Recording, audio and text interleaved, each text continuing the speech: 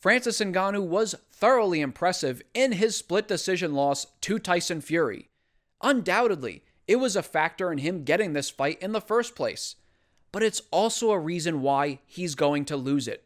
Welcome to Harry's Hook. I am a journalist, big fan of boxing. I've written published articles on it. I also train and spar. On March 8th, two titans go toe-to-toe, alliteration, when Anthony Joshua, boxing's behemoth bodybuilder, another alliteration, takes on Francis Ngannou, sand miner turned sandman. I'm making rival arguments in dueling videos rather than my normal preview and prediction, since Ngannou only has one pro boxing match to work off of. In this video, I'm going to provide some analysis of AJ, his advantages, and make the case for why he is going to knock out Ngannou and dominate the battle in March. But first, big thank you. We recently passed 1,000 subscribers.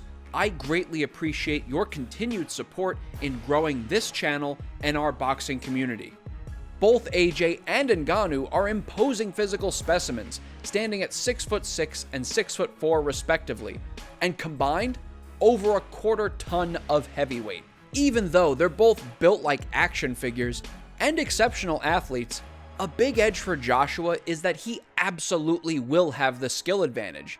The man's an Olympic gold medalist boxer. And he looked sharp in his most recent outing against Otto Wallin, getting the stoppage after 5 rounds with a solid display of power boxing. His jab looked accurate and snappy, he used lots of feints. I especially liked AJ targeting the body with his straight right, and we saw a ton of slip counter rights. He seemed like he was constantly a loaded spring ready to counter. I think Ngannou will be vulnerable to this tactic, especially if Joshua lands some heavy jabs early on and causes the Predator to second guess or be hesitant with some of his punches. And according to CompuBox, AJ has one of the highest average jab connect percentages in the sport, so I can see him accurately pumping that jab on Ngannou while employing feints and footwork like he did in the rematch against Ruiz.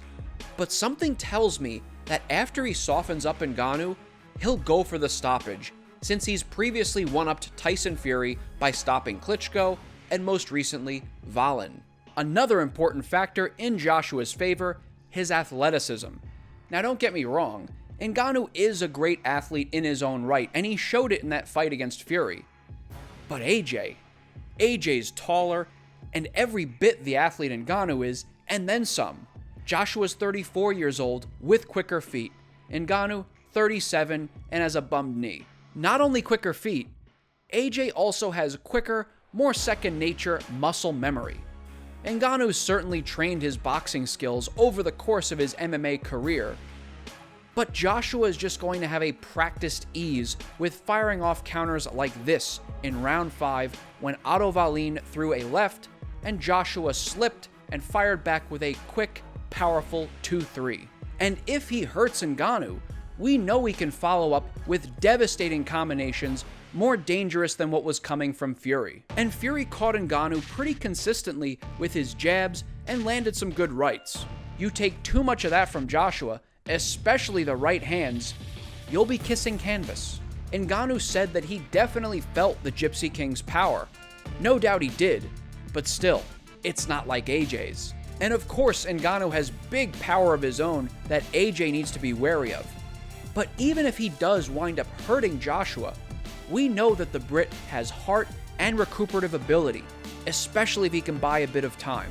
In his classic against Vladimir Klitschko, we saw Joshua get dropped and badly hurt, but ultimately recover and triumph. Francis Ngannou was thoroughly impressive in his split decision loss to Tyson Fury.